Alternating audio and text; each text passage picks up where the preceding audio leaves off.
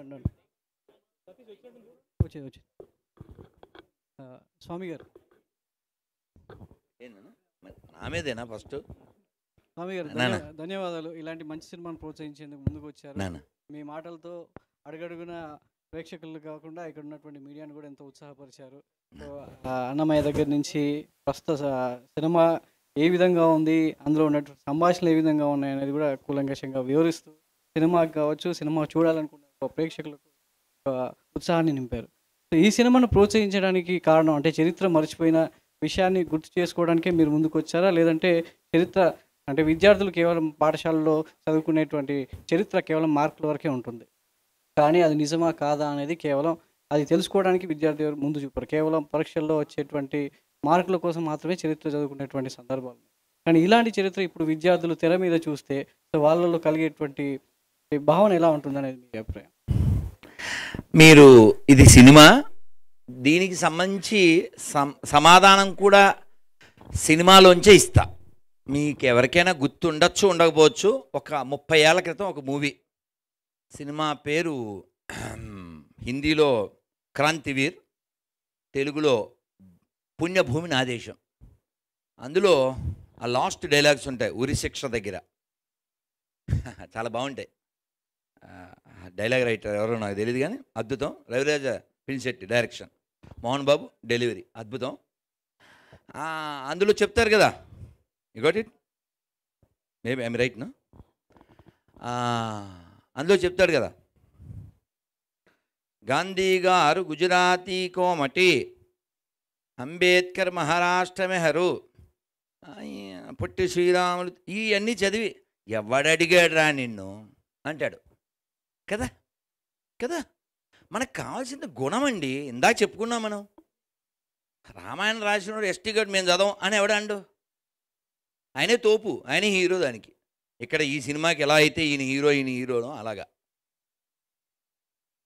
రాముణ్ణి మనం ఎలా అయితే ఆ గుణాన్ని చూసి ప్రేమిస్తున్నామో అలా ఇక్కడ చరిత్రలో విలన్ని మనం గుర్తు చేసుకోవడం ద్వారా అలాంటి కొత్త విలన్స్ మళ్ళీ పుట్టకూడదు. ఇందా చెప్దాం అనుకుని ఇంకా పెద్దదని చెప్పలేదు, ఒక మాట చెప్పేస్తాను. మీ ప్రశ్న, మీ పేరునా? సతీష్ గారు. ఎప్పుడో ఒకసారి చాగంటి గారు లేదా ఒక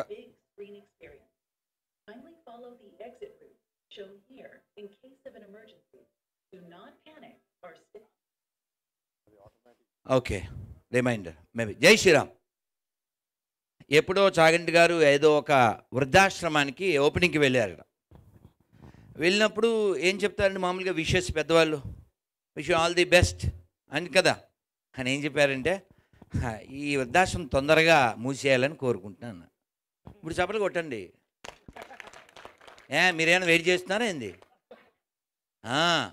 మీరు కత్తిరింపబడి పుడితే ఎప్పుడు కత్తిరిద్దామా అనుకుంటారు అమ్మా నాన్ని చిట్ట చివరి దాకా. అందుకే ఒక హరికథ మీరు తర్వాత చూడండి, సింహాచల శాస్త్రి గారిని కొడితే వస్తుంది. ఆయన అంటారు, మన కన్న అమ్మా నాన్నలకి గుళ్ళు కట్టించకపోయినా పర్లేదు కానీ గుడి ముందు కూర్చోబెట్టకూడదు. ఇగోటిటా ఎంత దారుణం అండి. కొన్ని వీడియోలు చూస్తే కడుపు మండిపోతుంది. ఆ తల్లికి తిండి ఉండదు. 10 మందిని పెంచగలిగే తల్లి ఉంటుంది, కానీ 10 మంది కొడుకులు ఒక్క తల్లిని పెంచలేరా? ఏం దేశంలో ఉన్నామండి? నేలని ఏమంటాం మనం? అమ్మా. ఏమండి తెలంగాణ పోరాటం దేనికి జరిగిందండి? భూమి కోసం, భుక్తి కోసం, విముక్తి కోసం. పోతుగడ్డ, పోరుగడ్డ, బట్ మ్యాక్సిమం నవ్ ఓన్లీ ఎర్రగడ్డ. Very bad. అవును కదా, వెరీ పిటి. ఇందాక మన కెమెరామెన్ చెప్పారు, నాకు నిజంగా తెలియదు, నేను హైదరాబాదీనే అని. ఏం పేరు? రమేష్. చాలా దురదృష్టం. ఇప్పుడు తెలియజెప్పాల్సిన బాధ్యత ఎవరిది? ఇలాంటి పెద్దవాళ్ళు. Is taken responsibility. Give the big hand, big up. Definitely బాధ్యత. ఏమండి మనం బొబ్బిలిపులి సినిమా చూసాంగా, చూసిన వాళ్ళకి తెలుస్తుంది. ఎవరికైనా సరే ఇది రామాయణంలో శ్లోకం అని తెలవాడికి, జననీ జన్మభూమిశ్చ స్వర్గాదపి గరి అంటే అన్నగారు బొబ్బిలిపులి. కానీ యాక్చువల్గా అది ఎక్కడదే?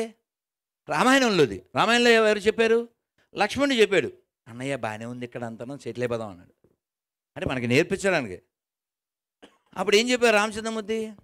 అపి స్వర్ణమయీ లంకాం నమే లక్ష్మణ రోచతే జననీ జన్మభూమిశ్చ స్వర్గాదపి గరీయసి. ఇదంతా బాగానే ఉంది, బంగారం, గోల్డెన్ లంక. కానీ మనకి అమ్మ కంటే, మాతృమూర్తి కంటే, మాతృభూమి కంటే స్వర్గం కూడా ఎక్కువ కాదు. అందుకే చూడండి, భారతీయులు ప్రపంచంలో ఏ దేశాన్ని దోచుకోలేదు. గర్వంగా అక్కడ బాలయ్య బాబు కొడతారుగా, మనం అందరం తొడగొడి చెప్పచ్చు, ప్రపంచాన్ని మనం దోచుకోలేదు, ప్రపంచం మీదకి దండెత్తలేదు, ఎక్కడా దేన్ని మనం కబ్జా చేయలేదు. కానీ మన దేశం మీదకే మొఘలాయలు వచ్చారు, హూనులు వచ్చారు, సెకులు వచ్చారు, బ్రిటిష్ వాళ్ళు వచ్చారు, డచ్ వాళ్ళు వచ్చారు, పిచ్చోళ్ళు వచ్చారు. ఇంకా దోచుకుంటూనే ఉన్నారు, దాచుకుంటూనే ఉన్నారు చాలా భాగాల్లో. మొన్న మీరు sorry to I will conclude, మొన్న లక్షద్వీప్ వెళ్ళారా? దాని పక్కన మాల్దీవ్స్. మొన్న గుంటూరు కారంలో డైలాగ్ అక్కడ కదా వాడాలి, కుర్చీ మడతెట్టాం. మడతెట్టారుగా, మడతెట్టారు లేదా? కావాలి, అలా మడతెట్టేవాడు కావాలి. చాగంటి గారి భాషలో చెప్తా, రాముడు మంచివాళ్ళు, అవునా కదా? మనం ఇప్పటికే అది వాడతాం. ఎందుకంటే రాముడు ఏమన్నా అంటే పడేవాడు, ఎవరైనా ముందు వస్తే అటువైపు తిరుగుంటే, ఎవరైనా వచ్చేస్తే అయ్యో నారాయణ రెడ్డి గారు ఎప్పుడు వచ్చారు నేను చూడలేదు అని కొంచెం ఫీల్ అయ్యేవాడు ఆయన. రాజుగారి కొడుకే, నాట్ బిల్లప్ బాబాయ్. ఈ చక్రవర్తి తనూజాయ సార్వభౌమాయ మంగళం, ఈ సన్ ఆఫ్ ఏ ఎంపరర్, కానీ పూర్వభాషీచ రాఘవ అంటే అంత వినయంగా ఉండేవాడు. కృష్ణుడు పుట్టినప్పటి నుంచి మడతెట్టడం మొదలెట్టాడు. 1 month బేబీగా ఉన్నప్పుడు పోతన వచ్చింది, కళ్ళు మూసుకున్నాడా? దాన్ని కళ్ళు మూయకుండా కళ్ళు మూసుకుంటే వెళ్ళిపోతుంది అనుకున్నాడు. కానీ ఏమైంది దానికి? మీరు చెబితే హట్ అవుతారు, ఈ తల్లు నన్ను క్షమించాలి, లైవ్లో చూసేవాళ్ళైనా తర్వాత చూసేవాళ్ళైనా, ఇది ఓన్లీ ఫర్ ఫన్. కృష్ణుడు ఏమనుకున్నాడో చెప్తున్నా. ఎందుకు నాకు ఆల్రెడీ గతంలో బ్యాడ్ నేమ్ వచ్చింది, మా పిల్లలు కూడా నన్ను నువ్వు తాటకన వేసేసావు, ఇప్పుడు పెద్ద మాట్లాడుతున్నావు అని నన్ను ఛాలెంజ్ చేశారు మా పిల్లలు, మొదలెడ్డమే లేడీస్తో ఎందుకు అని కళ్ళు మూసుకున్నాడంట. కానీ ఆయనకి తప్పలే, అక్కడ లేడీస్ ఫస్టే, ఇక్కడ లేడీస్ ఫస్టే. ఇగోటి ఇదే శాస్త్రం అంటే సరదాగా చెప్పాను, కానీ లేడీస్ ఎప్పుడు ఫస్ట్, లేకపోతే మనం డస్ట్ కదా. అమ్మ భూమి ఏమంటాం? భూమాత. ఆవు గోమాత. పుస్తకం సరస్వతి మాత. డబ్బులు లక్ష్మీమాత. నీళ్ళు గంగామాత. అన్నం అన్నపూర్ణ. ఎక్కడైనా ఏం చూస్తున్నాం? మాత. కానీ చాలా దురదృష్టం ఏంటంటే మనం మాత అన్న చాలామందిని వాడు మై ఖాతా అంటున్నాడు. దురదృష్టమా కదా? ఆలోచించండి, నిజం మాట్లాడదాం. నేను ఎప్పుడూ చెప్పే మాటే మళ్ళీ చెప్తున్నాను, cow is not belongs to Hindus, sky is not belongs to Hindus, water is not belongs to Hindus, earth is not belongs to Hindus, this is for humans. చెరువులు పాడైతే బాధపడుతున్నావా లేదా? మూసి మనం వెళ్తే వెళ్ళాలి ముక్కు మూసి, అవునా కదా? మనకు ఉండొచ్చు డబ్బు, కానీ దాని పక్కన నడిస్తే వస్తుంది జబ్బు. ఒకప్పుడు అలా లేదే. అసలు మూసి పేరు తెలుసా మీకు ఎవరికైనా? మొన్న యూనో హిస్టరీ దెబ్బగాండి సతీష్ కదా, అది ముచ్చుకుందా అన్నదని ఎవరికి తెలియదు. అనంతగిరి నిజామాబాద్ జిల్లాలో మూలం ఉంది, వికారాబాద్ దగ్గర. కానీ మనకు వికారం ఎక్కినోడికి వికారాబాద్ విషయం ఎలా తెలుస్తుంది? అనా ముచ్చుకుందుడు ఎవరు? భాగవతంలో ఉంది. కృష్ణుడు వచ్చాడు, ఆయన నిద్రలేపాడు, సరే చాలా ఉంది. కానీ విషయం ఏంటంటే మన పూర్వులు చాలా గొప్పవాళ్ళండి. ఈ భూమిని ఏమని పిలుస్తారు? నాట్ జస్ట్ ఇందాక రాఘవేంద్రరావు గారు చెప్పినట్లు ఇండియా, దీనికి ఎప్పుడైనా భారత్ పేరు పెట్టాలన్నారు. యాక్చువల్లీ ఇది భారతే, ఎప్పటికీ భారత్. ఇది మధ్యలో ఎవడో టోపీ వాళ్ళలో ఇంకోళ్ళో కాపీ వాళ్ళలో వచ్చారు, దీనికి ఏదో పేరు పెట్టారు. కానీ వాస్తవం ఎక్కడ పోతుంది? ఇప్పుడు శ్యామల అను అని పిలుస్తుంది, వారికి ఉండే సాన్నిహిత్యం బట్టి. అమ్మ మీ పేరైతే అనసూయ, పౌరాణికం, ఆ పేరైతే పోదు కదా. అలా ఈ దేశం భరతవర్షే, భరతఖండే ఎక్కడి నుంచి వచ్చింది? పురాణాల నుంచి వచ్చింది, భాగవతం నుంచి వచ్చింది. చిన్నది కాదు ఇది. పుణ్యభూమి, కర్మభూమి, జ్ఞానభూమి, రుచిభూమి, తపోభూమి, దేవభూమి, నాట్ రోగభూమి. ఇట్స్ ఎ యోగ భూమి. Remember this please. అంటే మీరు ఎంతైనా మాట్లాడగలరు, ఎన్ని విషయాలైనా సమగ్రంగా చర్చించగలరు. ఇప్పుడు దర్శకుడికి ఇచ్చేస్తాను, అందుకే చెప్పాను నేను జియో లాంటి అన్లిమిటెడ్ టాక్. శశాంక్ గారు, ఈ సినిమా సెన్సార్ అయిందా? సెన్సార్ నుంచి ఎలాంటి అభ్యంతరాలు వ్యక్తమయ్యాయి? March 1st రిలీజ్ అవ్వబోతుంది 6 లాంగ్వేజ్ల్లో. ప్రొడ్యూసర్ గారు చైనాలో కూడా రిలీజ్ చేద్దాం అంటున్నారు. సో సెన్సార్ నుంచి ఎలాంటి అభ్యంతరాలు వ్యక్తమయ్యాయి? సినిమా రిలీజ్ అయిన తర్వాత ఎలాంటి పరిణామాలు రాబోతున్నాయని మీరు అంచనా? సెన్సార్ అంటేనే మేమేమైనా తప్పు చేస్తే అడ్డుపట్టడానికి ఉన్న ఆయుధం. ఆ సెన్సార్ జరిగిపోయింది, మేము ఎక్కడా తప్పు చేయలేదు, పొరపాటు చేయలేదని ప్రూవ్ అయిపోయింది. సెన్సార్ సర్టిఫికేట్ హ్యాపీగా మా చేతికి వచ్చింది. వాళ్ళు హిస్టరీని హిస్టరీలాగా చూశారు, దానికి ప్రతి దానికి ప్రూఫ్స్ అడిగారు. వాళ్ళు ఒకటి అడిగితే నేను 4 ఇచ్చాను. వాళ్ళు చాలా హ్యాపీగా ఫీల్ అయ్యారు. చాలా రెగ్యులర్ సినిమాలకు ఎంత ప్రశాంతంగా సెన్సార్ జరుగుతుందో అంతకంటే ప్రశాంతంగా సెన్సార్ జరిగింది. సో సత్యనారాయణ అయితే వాళ్ళకి సెన్స్ ఉంది. చాలా మూవీస్ విషయంలో హిస్టరీ తీసుకున్నప్పుడు వాళ్ళకి నచ్చిన వాటినే తీసుకునే అవకాశాలు చాలా ఉంటాయి. చాలా మూవీస్ అట్లా చూసాం. సో మీరు ఈ హిస్టరీని టచ్ చేశారు కాబట్టి యాస్టీస్ తీసుకున్నారా, లేదు మీకు ఏవి కావాలో అవి చూపించాలనుకో? నాకు ఏమి కావాలో 2 పాయింట్లకు 2 ఆన్సర్స్ ఉన్నాయి. ఒకటి, హిస్టరీని యాజ్ ఇట్ ఈజ్గా హిస్టరీనే తీసుకున్నాను, ఏది మార్చలేదు. అయితే హిస్టరీలో చాలా ఉన్నాయిగా, నాకు ఏది కావాలనుకున్నాను? ఇక్కడ ప్రజలు చేసిన విముక్తి పోరాటం, మనుగడ కోసం చేసిన పోరాటం, స్వాతంత్ర్య పోరాటం, దాన్నే ఇతివృత్తంగా తీసుకొని చేశాను. యాజ్ ఇట్ ఈజ్ హిస్టరీ, ఎక్కడ ఏమీ ఎక్స్ట్రా క్రియేట్ చేయలేదు. ఎన్నో 2% 5% చేసింది మంచి కోసం చేసి, అది కూడా 5%. అది మీకు సినిమా చూసి అర్థమవుతుంది. ఓకే, ఇది చేయాల్సిందని మీరే అంటారు. అయితే 2 మతాలకు సంబంధించి కన్ఫామ్గా మనం సినిమాలో చూపిస్తాం. సో సినిమా రిలీజ్ అయిన తర్వాత ఏమైనా కాంట్రవర్సీస్ వచ్చే అవకాశం ఉంటారా? నేను ఇంతకుముందు మాట్లాడుతూ చెప్పా, 2 మతాల దృష్టితో చూడకూడదు. ఒక అధికారం, 2 అమాయకత్వం. అమాయకత్వానికి అధికారం కోసం, అధికారానికి మధ్య జరిగిన పోరాటం, అస్తిత్వానికి మూర్ఖత్వానికి మధ్య జరిగిన పోరాటం ఇది. అందుకనే మతం దృష్టితో చూసిన వాళ్ళు ఆ మత్తులోనే ఉంటారు. దయచేసి మతం దృష్టితో, ఆ కుళ్ళుతో చూడొద్దు, చరిత్ర దృష్టితో చూడండి. దీన్ని ఒక ఇతిహాసంగా చూడండి, మా ప్రజల పోరాటంగా చూడండి, అంతే. అనసూయ గారు, సో ఇందాక మీరు మాట్లాడుతూ రజాకార్ బిఫోర్ ఆఫ్టర్ అన్నట్లుగా మీ లైఫ్లో ఉంటుంది అన్నారు. సో చాలా నా లైఫ్లో అన్నానా? సారీ, స్ట్రాంగ్గా అంటే ఇంతకు ముందు ఉన్నదాన్ని నేను స్ట్రాంగ్ అయ్యాను, మన అనబోయాను. నా వస్తే సారీ, మన అందరి లైఫ్లో అదే అంటే మీరు పర్సనల్గా అంటే లేడీస్ విషయానికి వస్తే కనుక ఈ మూవీలో మీరు చూపించిన రోల్ ప్రకారం చూస్తే కనుక చాలా స్ట్రాంగ్గా కనిపిస్తుంది. సో ఈ రోల్ తర్వాత కావచ్చు, హిస్టరీ తెలుసుకున్న తర్వాత కావచ్చు, అనసూయ ఎట్లా మారింది? అదే చెప్తున్నా, నాకు బిఫోర్ అండ్ ఆఫ్టర్ డెఫినెట్గా. ఎందుకంటే ఇప్పుడు ఫర్ ఎగ్జాంపుల్ డాక్టర్స్ దగ్గరికి వెళ్ళాము, ఎప్పుడు మీ హిస్టరీ అడుగుతారు, యువర్ హెల్త్ హిస్టరీ ఫైల్ తీసుకురండి. బికాస్ ఆ కాన్ఫిడెన్స్ వేరే ఉంటుంది. Because you know where it started, you know where to go, అంతే. నేను అదే చెప్తున్నాను, that when you know where it started, me confidence, మీరు ఎటు వెళ్ళాలి, మీ దారి, అవన్నీ కరెక్ట్గా క్లియర్గా కనిపిస్తాయి. ఫాగిష్నెస్ ఉండదు. So for me that gave me a lot of strength. Because నాకు తెలుసు నా హిస్టరీ గురించి. ఇప్పుడు ఇంకా చాలా హిస్టరీ అనేది సముద్రం అండి, చాలా తెలుసుకోవాలి ఇంకా. సో ఇలాగే గూడూరు నారాయణ రెడ్డి గారు, సత్యనారాయణ గారు సినిమాలు ఇలాగే తీస్తూ ఉంటే బాగుంటుంది. అందులో నన్ను కూడా ఉంటే నేను చాలా ఆనందిస్తాను. బికాజ్ నా జన్మ ధన్యమవుతుంది. మనందరికీ ఒక పర్పస్ అనేది ఉంటుంది, వై వి ఆర్ అనేది. సో నేను నెమ్మదిగా తెలుసుకుంటున్నాను. ఎక్ జరియా అంటారు కదా, ఒక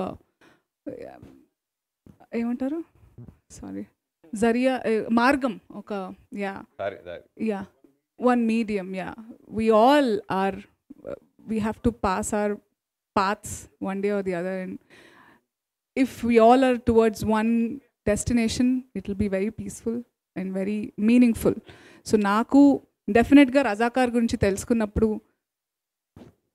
నాకు ఇప్పుడు నేను చెప్తున్నా, నేను ఓపెన్గా చెప్తున్నాను, నేను ఒక పాటలో ఉన్నాను, పాట తర్వాత ఒక సీన్లో. నేను చెప్పొచ్చా ఆ సీన్ ఏదో? వద్దా? ఓకే. సో అంటే ఏ మన హిస్టరీలో దేని గురించి అనేది కూడా థియేటర్లోనే చూద్దామా? బైరన్పల్లి ఇన్సిడెంట్. అందులో నేను చాలా అంటే తెలంగాణలో ఉన్నవాళ్ళు వాళ్ళ ఫ్యామిలీస్ బిలాంగ్ అయిన వాళ్ళకి డెఫినెట్గా ఆ ఇన్సిడెంట్ వాళ్ళు గగ్గురు పుడుస్తుంది. Everybody feels very personal. So ఆ ఇన్సిడెంట్ అంతవరకే ఉన్నాను నేను. It's an episode. రజాకార్ల అకృత్యాలు అన్నీ చూపించారు, మనకు తెలియాలి. ఐ ఫీల్ వెరీ సాడ్ అండి. నేను ఫస్ట్ నా పాట రిలీజ్ అప్పుడు కూడా చెప్పాను, ఎవరెవరి గురించో చదువుతున్నావు, నా మెమరీ వేస్ట్ అయిపోయింది చిన్నప్పటి నుంచి చదివి. I mean we all have certain chip, ఇంతే ఉంటుంది కదా దాని మెమరీలో. Why did I read about all of them and why not now? నాకు అర్థం కావట్లేదు, బుక్స్లో ఎందుకు లేవండి ఇవన్నీ ఇప్పుడు చదువుకోవాలి. మన హిస్టరీ గురించి ఎందుకు లేదు? నాకు చాలా పేర్లు కొత్తగా సార్ నాకు నరేట్ చేస్తుంటే అవునా, ఓహో, ఆహా, ఐఎమ్ లైక్ ఐ ఫీల్ ఏంటి నా I will turn 39 this May 15th. ఇన్ని ఏళ్ళు వేస్ట్ అయిపోయాయి నావి. If I had this knowledge before, my purpose would be different, you know. So I think మీరే చూసుంటారు చేంజ్ నాలో. It's obvious. Thank you.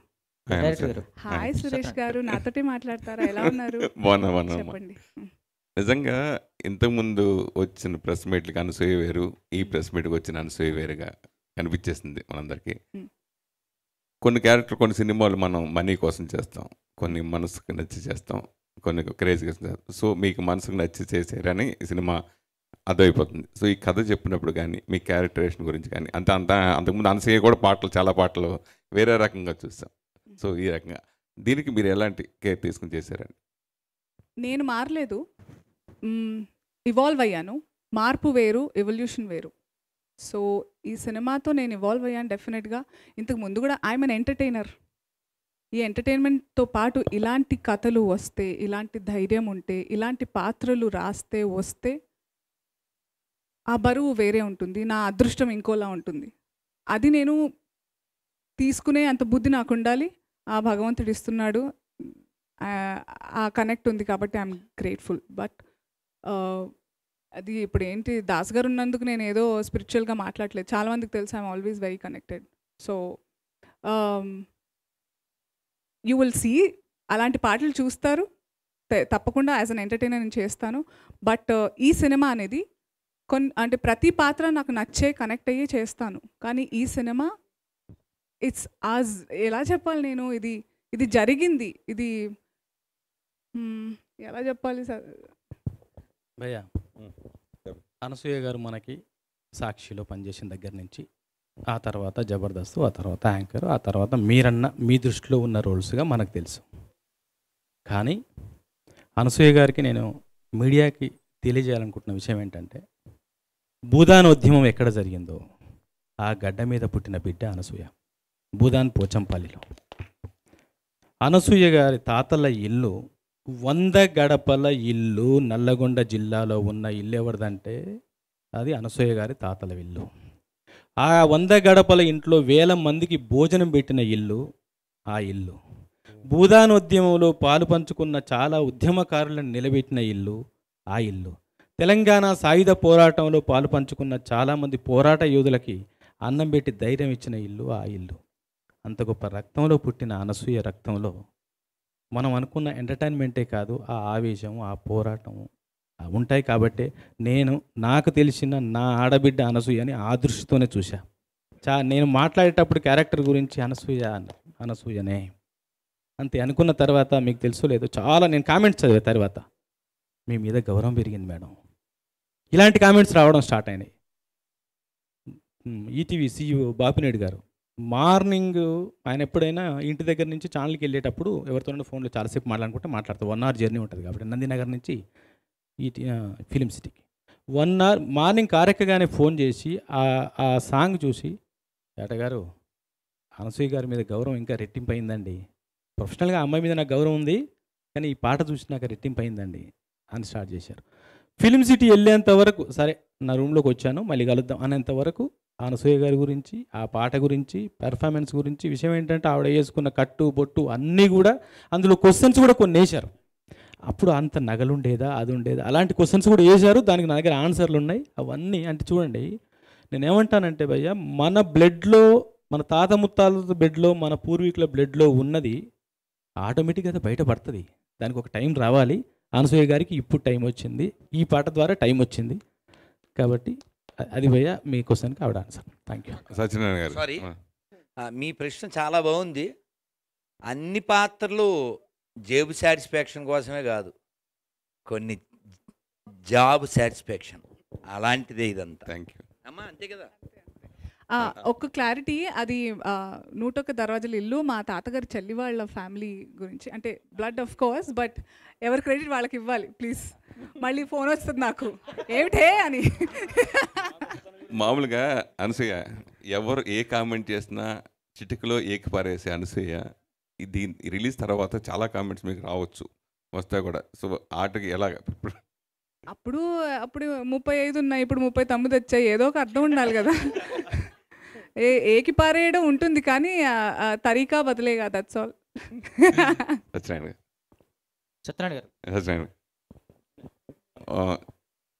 మామూలుగా రజాకారులు వికృత్యాలుగా బలి అయిపోయి చాలామంది కుటుంబాలు చాలా ఉన్నాయి. సో వాళ్ళని మీరు, వాళ్ళ వారసులు మీరు వాళ్ళకి పర్సనల్గా కలిసి వాళ్ళ విషయాలు కూడా తెలుసుకుని ఈ మూవీలో పెట్టడం ఇలాంటివి ఏమైనా జరిగినాయి అనుకోవచ్చు? అవునన్నయ్య, నేను మామూలుగా వాళ్ళ మధ్యలో పుట్టి పెరిగాను కాబట్టి, ఆ ప్రాంతం మీద పుట్టి పెరిగాను కాబట్టి నాకు అందరితో పరిచయాలు ఉన్నాయి. కొంతమంది ఫైటర్స్, ఎక్కడైతే నేను ఒక హీరోగా చూపించానో ఆ హీరోతో నేను ఒక 2 years ఒకే గదిలో ఉండి జర్నీ చేయడం కూడా జరిగింది. ఒక పెద్ద ఆయన పేర్లు చెప్పాను ఇప్పుడు. వాళ్ళ ఫ్యామిలీస్ని ఇప్పుడు కొందరు చందానగర్లో, ఎల్బీ నగర్లో వాళ్ళ ఫ్యామిలీస్ 60-70 ఏళ్ళ పెద్ద వయసులో ఉన్న ఫ్యామిలీస్, కూతుర్లు కొడుకులు ఉన్నారు. వాళ్ళని కలిశాను. బైరాన్పల్లి వెళ్ళాను, గుండ్రాంపల్లి. ఎవరినైతే ఇక్కడ పెట్టానో వాళ్ళ ఫ్యామిలీతో అందరితో మాట్లాడి నేను చదివింది ఆధారంగా చేసుకొని చేశాను భయ్య. స్వామి, మీరు చివరిలో అనసూయ గారికి ఒక కార్డు ఇచ్చి ఆ పాత్ర అనసూయ గారు చేయాలని చెప్పి అన్నారు, ఏంటి మీరు? కవయిత్రి మొల్ల చాలా గ్రేట్ రైటర్, ద్విపద కావ్యం రాసింది ఆవిడ.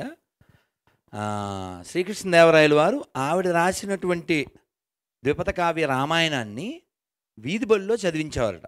మరి ఆవిడేమి లిటరేట్ పర్సన్ కాదు. మరి నువ్వు ఎలా రాసావమ్మా అంటే, నాతో వాళ్ళ ఊరి దేవుడు మల్లన్న ఆయన రాయించాడని చెప్పింది. ఇప్పటికీ చరిత్ర సాక్ష్యం మనకి. ఇప్పుడు మనం యాదగిరి గారు రాసినటువంటి పాట బండెనక బండి గట్టి పాడుతున్నాం, ఎందువల్ల చరిత్ర. సో అందువలన అలా అంటే అప్పుడెప్పుడో వాణిశ్రీ గారు మనం పుట్టకముందు నటించింది. కానీ చాలామందికి అంత గొప్ప స్త్రీ ఈ నేల మీద, ఈ తెలుగు నేల మీద ఉన్నదనే విషయం తెలియదు. అలాగే చాలామంది ఈ తెలంగాణలో అసూలు బాసినటువంటి లక్షలాది మంది చరిత్ర చాలామందికి తెలియదు. మనకెవరు తెలుసు? మహా అయితే ఓ పోతన గారు, ఓ రామదాసు గారు, ఓ పాల్కూరికి శ్రీనాథ్ వారు, ఇంకా చాలా తక్కువ మంది తెలుసు. ఇలా తెలియకుండా చరిత్రలో మరుగున పడ్డ వాళ్ళు చాలామంది ఉన్నారు. ఇప్పుడు ఎందుకు చదవాలి అన్నారు ఆవిడ. క్వశ్చన్ కరెక్టే కదా. మనం పుస్తకాల్లో చదివేటప్పుడు అవి ఏవో చదివేశాం, ఏదో మొఘల్ ది గ్రేటు, ఇంకో గ్రేటు ఏవో చదివేశాం, అక్కర్లేనివి ఏవో చదివాం. కానీ మనకి ఎంతమంది వీరులు ఉన్నారు? అలాంటి వీరులు పుట్టినటువంటి నేల మీద, కవులు గాయకులు పుట్టిన నేల మీద మనం పుట్టాం. అందులో అలాంటి తల్లులు, అటువంటి వాళ్ళ గురించి తెలుసుకోవలసిన పరిస్థితి, తెలియజెప్పవలసినటువంటి స్థితి మనకు ఉంది. అందువలన ఆవిడ, అంటే నేను సరదాగా చెప్పిన ఆవిడ రంగమ్మత్తే కాదు, అది కూడా as actor she can do. అందుకని అలా చేయాలని అంతా చెప్పాను, మీతో చెప్తున్నాను. ప్రొడ్యూసర్ నారాయణ రెడ్డి గారు. సో మీరు టీజర్ రిలీజ్ చేసినప్పుడు, ఫస్ట్ ట్రైలర్ రిలీజ్ చేసినప్పుడు ఒక ప్రభుత్వం ఉంది, ఇప్పుడు అఫీషియల్ ట్రైలర్ రిలీజ్ చేసి డేట్ అనౌన్స్ చేసినప్పుడు ప్రభుత్వాలు మారాయి. సో మీరేమో ఒక పార్టీ తరఫున ఉన్నారు, పోటీ చేశారు. సో ఒక నిర్మాతగా మీ అభిరుచి మేరకు సినిమా తీశారు. మరి ప్రభుత్వాల పరంగా మీకు ఎలాంటి ప్రోత్సాహం ఉంటుంది? థియేటర్ల విషయంలో తెలుగు ఇండస్ట్రీ ఎలా ఉంటుందో, ఎప్పటికప్పుడు ఎలాంటి మారుతుందో అనేది తెలుసు. అదర్ హిందీలో ఎలా ఉంటుందో తెలుసు. సో ఈ సినిమాకి ప్రభుత్వాల పరంగా ఒక ప్రొడ్యూసర్గా మీరు కోరుకునేది ఏంటి? అంటే చాలామంది దీన్ని వివాదాస్పదంగా చూస్తున్నారు. వ్యక్తులకు ఇందాక దర్శకుడు అన్నట్టు ఇది మతంతో చూడకండి, మానవత్వంతో చూడండి, మన చరిత్రను చూడండి అంటున్నారు. సో ప్రభుత్వాలు దీన్ని మాత్రం 2 వర్గాల మధ్యలో జరిగినటువంటి ఒక నిరంకుశ పోరాటంగానే చూస్తున్నాయి కొంతమంది. సో ప్రొడ్యూసర్గా మీరు కోరుకునేది ఏంటి ప్రభుత్వాల నుంచి? చిత్రాన్ని చిత్రంగానే చూడాలనే ఆలోచన నాది ఉంటుంది నిర్మాతగా. ఎందుకంటే ఇక్కడ చిత్రరంగాన్ని తరలించడానికి, మద్రాస్ సిటీ నుంచి ఇక్కడికి తీసుకురావడానికి ఆనాడు మరి చెన్నారెడ్డి గారు ముఖ్యమంత్రిగా ఉన్నప్పుడు చాలా ప్రోత్సాహం అందించారు. ఈరోజు కాంగ్రెస్ ప్రభుత్వం ఉంది ఇక్కడ, వారు కూడా అదే బాటలో ఉంటారని చెప్పి నేను అనుకుంటాను. ఎందుకంటే చలనచిత్ర రంగం ఇది నేను ఎవరో పార్టీ పాకిస్తానీ బంగ్లాదేశీ కాదు, నేను చలనచిత్ర రంగానికి సంబంధించిన ఒక కొత్త నిర్మాతని. కొత్త నిర్మాత అంటే వేల మందికి ఉపాధి కల్పించే వ్యక్తిత్వం కలిగిన వ్యక్తి నిర్మాత అంటే. సో ఉపాధి లభించే మార్గం ఒకటి, చరిత్రను చిత్రంగా చూపిస్తున్న విషయం ఒకటి, అది మన లోకల్ నేటివ్ చరిత్ర కాబట్టి ఎవరు దీనికి అడ్డంకులు ఏమి సృష్టించారని చెప్పి నేను అనుకుంటా. ఎందుకంటే ఆనాటి పాలకులు వాళ్ళు కూడా రజాకార్ల ఆలోచన కలిగిన వ్యక్తులే. ఆనాటి పాలకులు అంటే మొన్న డిసెంబర్ 3 తారీఖున వాళ్ళ అంతమైపోయింది. వాళ్ళు రజాకార్లకు చాలా దగ్గర బంధువులు కాబట్టి ఆ విధంగా ప్రవర్తించారు. అంతకంటే తక్కువేం కాదని నేను అనుకుంటాను. వీళ్ళు ఇప్పుడున్న ప్రభుత్వం వాళ్ళు అటువంటి వాళ్ళు గారని చెప్పి నాకు తెలుసు. ఎందుకంటే నాకు జీవితంలో చాలా పెద్ద విషయాలు నేర్పించింది ఆ పార్టీ. ఈరోజు ఈ పార్టీలో ఉన్నాను. సో పార్టీ అనేది కాదు, ఈరోజు ఇక్కడ ఒకటి గమనించాలి, మన చరిత్రను మనం చిత్రంగా నిర్మించుకోవడానికి మనం ఎవరితో భయపడాలి? ఎందుకు భయపడాలి? పొడుస్తాడా, కాలుస్తాడా ఎవడైనా? ఎవ్వరేం చేయరు. నా పేరు గూడూరు నారాయణ రెడ్డి, నేను పుట్టింది తెలంగాణ గడ్డ మీద. మా తాత లేట్ గూడూరు నారాయణ రెడ్డి కూడా అదే ఖాసిం రజ్వీ గాన్తోనంట. వాన్తోని నా ఊరికి రావద్దు, ఎంటర్ అయితే మర్యాద దక్కదు బిడ్డ అన్నాడు. నేను కాల్ చేస్తా అన్నాడు. వెనుక చూసుకో 800 మంది ఉన్నారు నా వెనుక, గడ్డపారలతో గొడ్డలతో నరికి పడేస్తారని చెప్పాను. ఆ తర్వాత కిలోమీటర్ దూరంలో పోయి బీబీనగర్ బ్రిడ్జ్ పేల్చేసిండ్రు. నేను సినిమా తీయడానికి అది కూడా ఒక కారణం. ఎందుకంటే నాకు చిన్నప్పుడు మేము ఈతకు పోయినప్పుడు అర్థమైందా, మేము అంటే చిన్నగా ఉన్నప్పుడు నేను గూడూరులో 7th క్లాస్ వరకు చదువుకున్నా. 7th క్లాస్లో నేను స్టేట్ టాపర్ని. నేను తెలుగు మీడియంలో చదువుకున్నా. 1974లో అప్పుడు హైదరాబాద్కి వచ్చిన. గత ప్రభుత్వము ప్రశాంతంగా ఉన్న హైదరాబాద్లో ఇప్పుడు ఇలాంటి సినిమా అవసరమా అని చెప్పి ఒక ప్రశ్న లేవనెత్తారు. ప్రభుత్వాలు మారాయి, సినిమా సెన్సార్ అయిపోయింది, రిలీజ్కి వచ్చింది. ఇప్పుడు గత వాళ్ళని తీసుకుపోయి చెత్తబుట్టలు వేశారు, నలిపేశారు వాళ్ళని నల్లుల లెక్క. వాళ్ళ గురించి మనం మాట్లాడుకోవడము చాలా తక్కువ, మంచిది. ఎందుకంటే ఇప్పుడు మనం we are at a different stage now. మనం యజ్ఞం చేయబోతున్నాము. ఆ యజ్ఞంలో బాగా ముఖ్యమైన ఘట్టం ఏంటిది? మన సమాజానికి ఆనాడు జరిగిన అకృత్యాలను మనం తెలియజేయడానికి మనం పూనుకున్న ఈ కార్యక్రమం ఇది. మధ్యనొచ్చి రాక్షసులు వచ్చి ఆ యజ్ఞం చేస్తుంటే నీళ్లు పోస్తుండనంట, మేఘాలను చిత్రవద్రం చేసి నీళ్లు పడేటట్టు చూస్తున్నాడంట, మట్టి వేస్తుండనంట. ఆనాటి ఋషులకు చాలా కష్టాలు కలిపి అటువంటి వాళ్ళని మనం అనుకుందాం. వాళ్ళేంది పెద్ద సబ్జెక్ట్ కాదు. వాళ్ళు నిన్న వాళ్ళ హిస్టరీ ఎంత 20 సంవత్సరాల హిస్టరీ నిన్న మొన్నటి వరకు పరిపాలించిన వాళ్ళది. అంతకుముందు ఎక్కడ వాళ్ళు నా లెక్కనే ఇంకో పార్టీలో ఉన్నారు. ఆ పార్టీలో వాళ్ళ నాయన ఇంకో పార్టీలో ఉన్నాడు, ఇంకో తాత ఇంకో పార్టీలో ఉన్నాడు. అంతే, సబ్జెక్ట్ ఏమి ఇక్కడ మారలేదు. మనమంతా భారతీయులం. భారతదేశంలో ఉంటూ భారతదేశ చరిత్ర గురించి మాట్లాడడానికి దమ్ము లేకుంటే మనం ఈ దేశంలో ఉండదు, పోయి పాకిస్తాన్ ఉండాలి. అక్కడ గోధుమ రొట్టె చేసుకోలేని పరిస్థితి.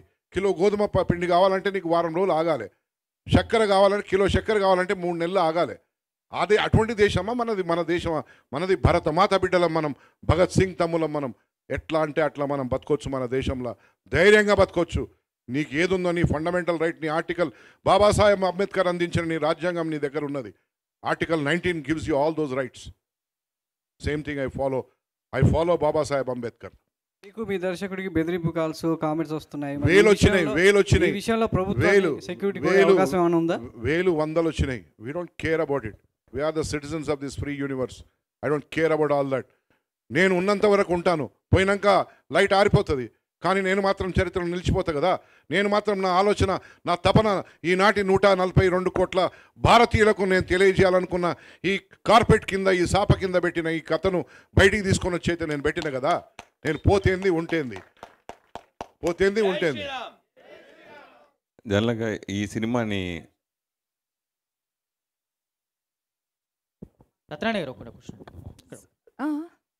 చెప్పొచ్చా? సతీష్ గారు, అదే అయ్యో మర్చిపోయా, ఫ్లో వస్తుండే నాకు ఇట్లా. ఒకటేంటంటే ఇది రిలీజన్ అవన్నీ ఆ మతం ఈ మతం అని మాట్లాడుతున్నారు. బట్ నాకు మన గురించి తెలిసింది ఏంటంటే భారతదేశంలో ఎవరైనా సరే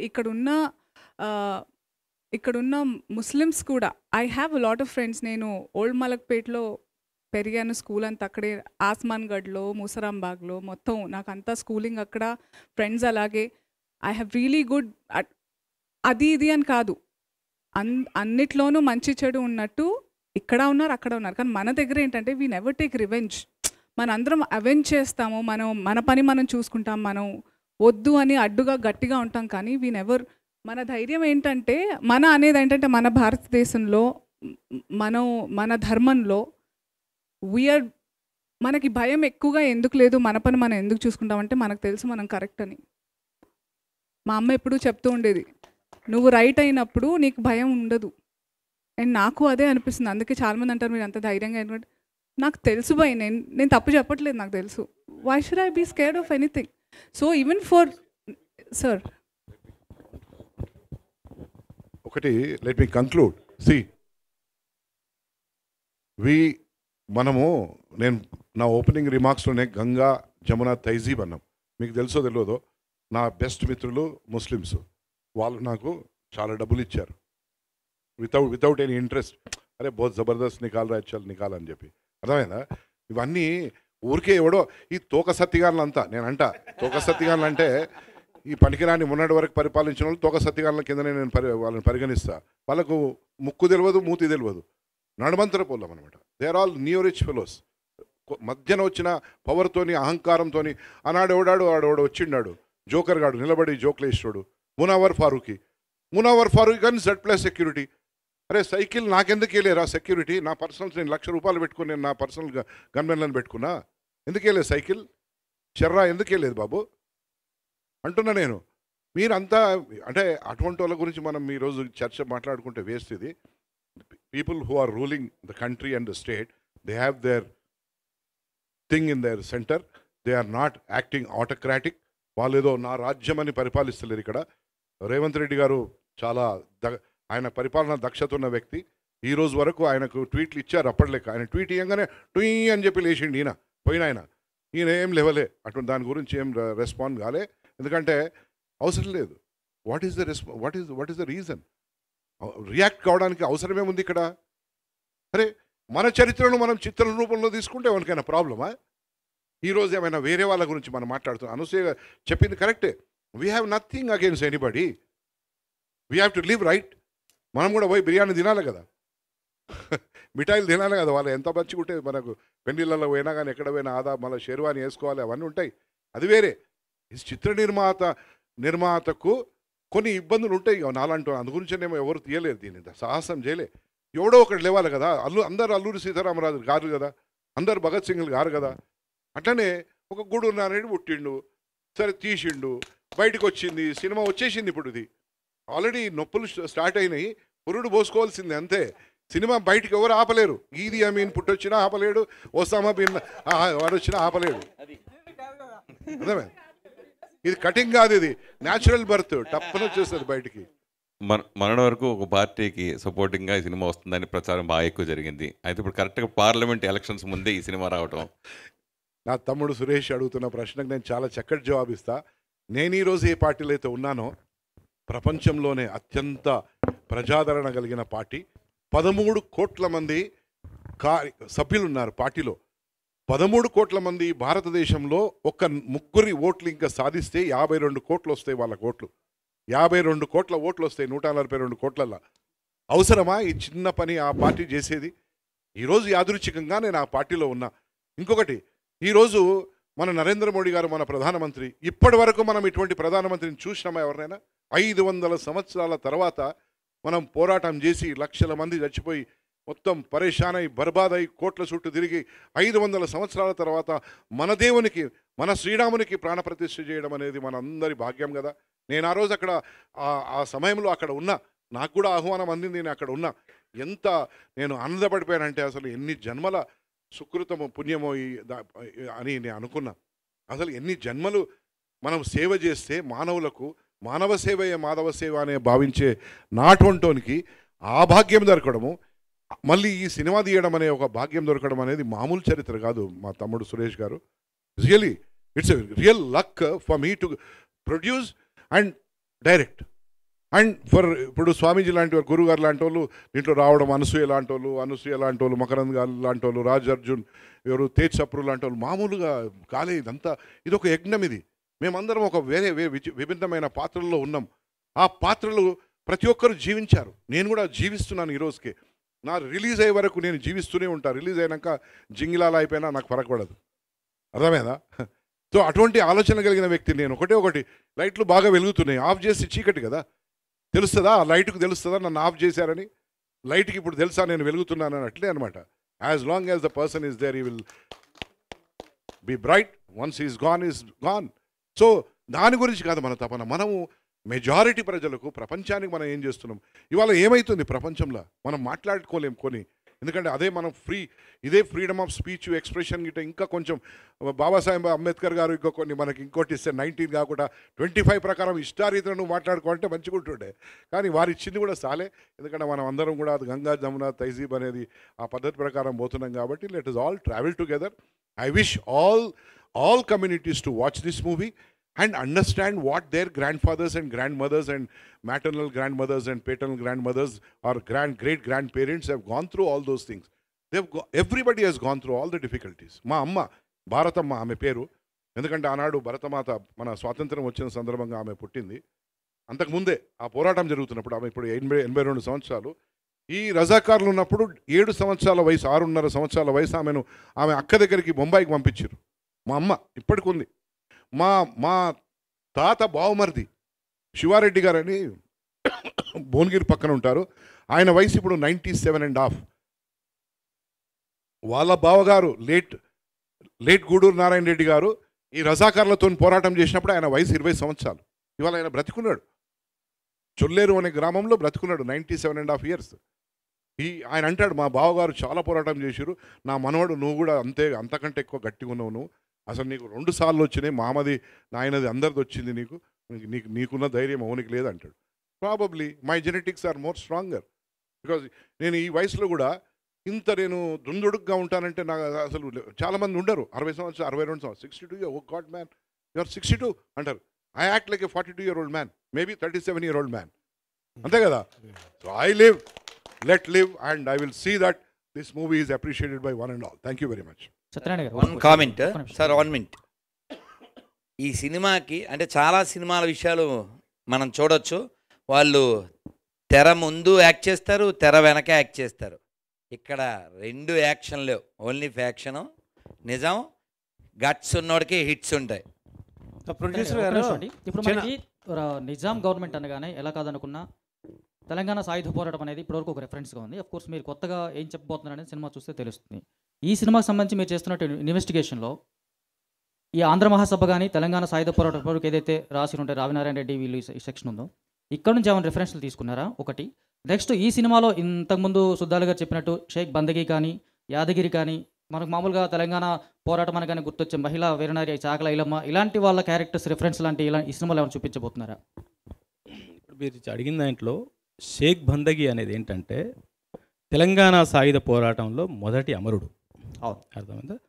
అయితే నేను తీసుకున్న సబ్జెక్ట్ ఏంటంటే ఆగస్టు 15th ఎప్పుడైతే స్వాతంత్రం వచ్చింది భారత్కి, అక్కడి నుంచి సెప్టెంబర్ 17th 1948 మనకు స్వాతంత్రం ఎప్పుడు వచ్చింది, బిట్వీన్ ఈ 1 yearలో ఏం జరిగింది అని లైన్ తీసుకున్నాను. కాబట్టి ఇందులో ఈ 1 yearలో జరిగిన ఇన్సిడెంట్స్ ఉంటాయి, దీనికి గతంలో ఇలా జరిగింది అని చెప్పే కొన్ని ఇన్సిడెంట్స్ అది ముందు కూడా కావచ్చు. ఎందుకంటే 1936లో వచ్చింది రజాకార్ వ్యవస్థ. సో 36 కానీ ఇదేంటి 47లో ఫ్రీడమ్ వచ్చింది మనకి. సో ఆ 36 నుంచి వాళ్ళ అరాచకాలు ఎక్కువ ఉన్నాయి కాబట్టి అక్కడ ఏమైనా పిక్ చేయాల్సుకుంటే పిక్ చేసుకున్నాను.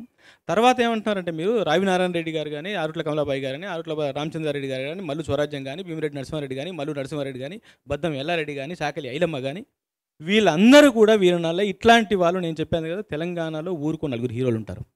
అయితే ఏంటి అంటే నేను తీసుకున్న లైన్లో నా ప్లేలో ఎవరు ఏ పోరాటం ఇమిడి ఉంటుందో, ఏదైతే ఆడియన్స్కి నేను అర్థమయ్యేటట్టు చెప్పగలను, కన్ఫ్యూజ్ అవ్వకుండా చెప్పగలను అదే చెప్పాను. ఈ పోరాటంలో కమ్యూనిస్టులు తెలంగాణ సాయుధ పోరాటం చేశారు. ఆర్య సమాజు చాలామంది రాధాకృష్ణ మొతాని, నరేంద్ర పవార్, బసవ మానయ్య ఇట్లాంటి పెద్ద పెద్ద వాళ్ళు ఆర్య సమాజ్ పోరాటం చేశారు. స్టేట్ కాంగ్రెస్ నుంచి పరమానంద తీర్థ ఫైట్ చేశారు. రామానంద తీర్థ ఇది జాయిన్ ఇండియా ఉద్యమం మొదలుపెట్టారు ఆయన. ఇట్లా అన్నీ చేశారు. కాబట్టి ఏంటంటే అందరినీ తీసుకున్నాను.